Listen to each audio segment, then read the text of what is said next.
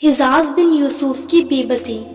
حضرت انس بن مالک رضی اللہ عنہ ایک موقع پر حجاز بن یوسف جو ایک ظالم بادشاہ تھا اس کے پاس گئے تو اس نے ان کو بہت سے گھوڑے دکھائے اور کہا کہ کیا تمہارے صاحب یعنی نبی کریم صلی اللہ علیہ وسلم کے پاس تم نے اس جیسا دیکھا ہے؟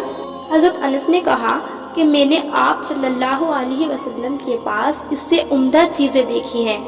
میں نے آپ سے سنا کہ گھوڑے 3 قسم کے ہوتے ہیں۔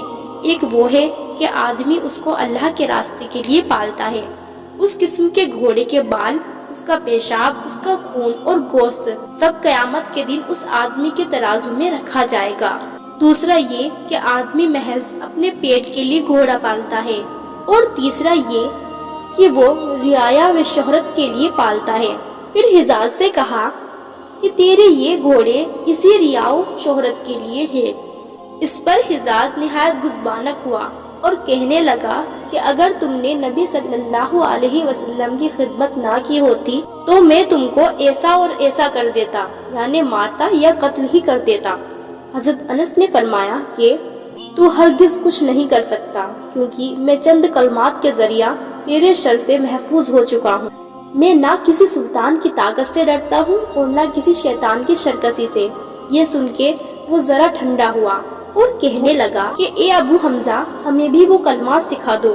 آپ نے فرمایا کہ خدا کی قسم میں تجھے اس کا آخر نہیں دیکھتا۔ پھر ایک زمانے کے بعد جب حضرت انس رضی اللہ عنہ مرض الوفات میں مبتلا ہوئے تو ان کے خادم حضرت ابان نے عرض کیا کہ حضرت آپ سے ایک بات معلوم کرنا چاہتا ہوں۔ فرمایا کہ جو چاہو پوچھو۔ کہا کہ وہ کیا کلمات ہیں جن کا حجاز نے آپ سے مطلوبہ کیا تھا؟ فرمایا کہ ہاں، میں تم کو اس کا آخر دیکھتا ہوں۔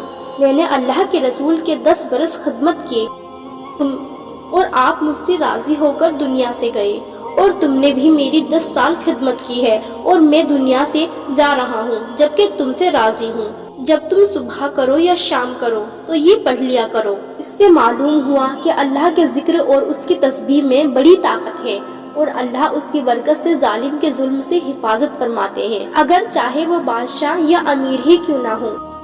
کیا ہم کو اللہ سے اس قسم کی تعلق کی ضرورت اپنے دشمنوں اور ظالم بادشاہوں اور سیاسی لیڈروں کے مظلم سے بچنے کے لیے نہیں ہے؟ دوستوں، اب چاہے آپ کا دشمن آپ کے پاس آئے یا پھر آپ اپنے دشمن کے پاس جائیں، تو چاہے وہ کتنا بھی طاقتور کیوں نہ ہو، آپ یہ آیتیں پڑھ لیا کریں۔ اس سے آپ محفوظ ہو جائیں گے اور وہ دشمن آپ کا کچھ بگاڑ نہیں پائے گا۔ دوستوں، ویڈیو کو زیادہ سے زیادہ شیئر کیجیے گا تاکہ یہ آیتیں اور لوگوں تک بھی پہنچ سکیں۔